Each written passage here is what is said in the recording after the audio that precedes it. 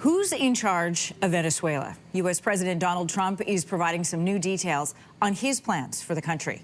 We're going to run it, fix it. We'll have elections at the right time. But the main thing you have to fix is a broken country. There's no money.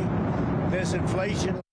Trump made those comments last night on board Air Force One, adding U.S. oil companies can help fix what he described as broken infrastructure in the country, as questions mount about what happens to Venezuela following the capture of its former president, Nicolas Maduro.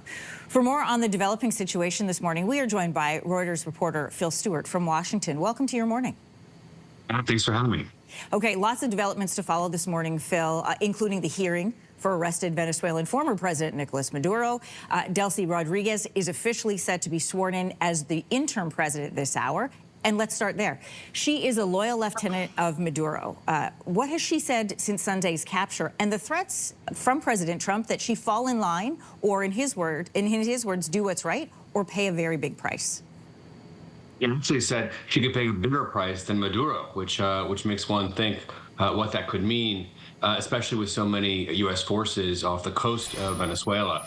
But yeah, right on Saturday, she issued a statement that she spoke pretty defiantly and said that Maduro was still the leader of Venezuela. And then yesterday, there was a statement that was put out that was much more conciliatory and offered kind of an olive branch, saying that the Venezuelan government wanted to work with the United States. But still, it's a very pro-Maduro government in Venezuela, and it remains to be seen how this will work out.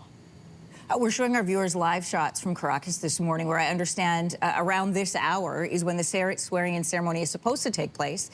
Meanwhile, President Trump underscoring his statements from Sunday's press conference and clarified his position on who is actually in charge right now. We're going to play some of those comments for you. Here's what he said, again, on board Air Force One last night. Don't ask me who's in charge, because I'll give you an answer and it'll be very controversial. What does that mean?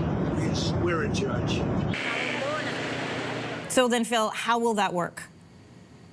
Yeah, well, I think that's what everyone's trying to figure out, is can a pro-Maduro government essentially take orders from Washington? So it seems so far that the U.S. government does not intend to, put a governor in charge of Venezuela who will be living in Caracas. The U.S.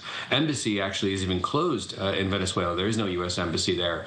And so, whether the Trump administration can do this by phone, essentially, is the question, and it remains to be seen. And if that doesn't work, what are the options that President Trump might consider to impose his will there? Yeah, what does pay the price actually look like in action? The U.S. military has pulled out of Venezuela. They've relocated to regions nearby. They were present for the arrest, capture, and transport of Maduro. But President Trump reminded Venezuela that those troops are standing by. So what role might the U.S. military play in this ongoing stages of political transition? And how faithful is the Venezuelan army to the former leadership? Well, the Venezuelan state has a lot of challenges. So the loyalty of the Venezuelan military has yet to be seen. Yesterday in Caracas, there was a rally of what are known as the colectivos, which are kind of armed grassroots Venezuelans who are loyal to the government and depend on the government for a lot of assistance. And so, there are also, Marxist-inspired rebels on the western side of Venezuela in uncontrolled areas along near the border, who are very anti-American by design, and I don't know yet what would the U.S. military do should called upon. But President Trump said there was a whole second round of strikes that were planned and not executed. So you could imagine there are options that are on the shelf if needed that could be pulled off at a moment's notice. It sounds a lot like duress. Right. That's correct. What does this moment mean not only for Venezuela's political future, but their economic future as well? We know that it has been almost really in free fall in that country. Is it possible that things turn around with this transition?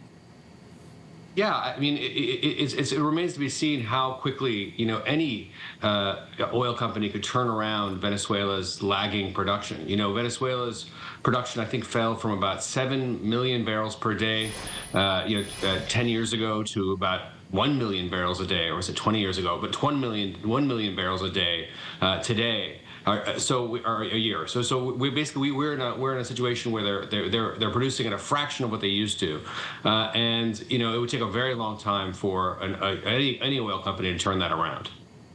You know, there was video of when Maduro was brought to Brooklyn and put in the holding center there, that there were cheers outside of the holding center. But what are things like on the ground in Venezuela this morning? Like, what is the sentiment for people there?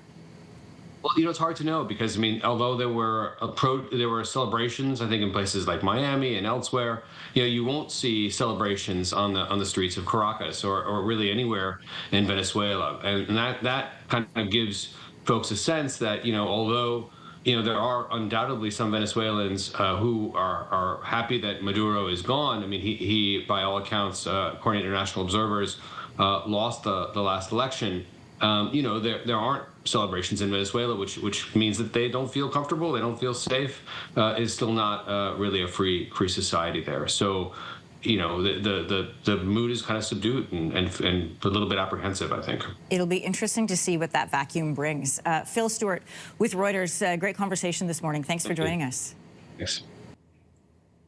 If you like that video, make sure to subscribe to the Your Morning YouTube feed, where you can find all kinds of new content posted every weekday morning.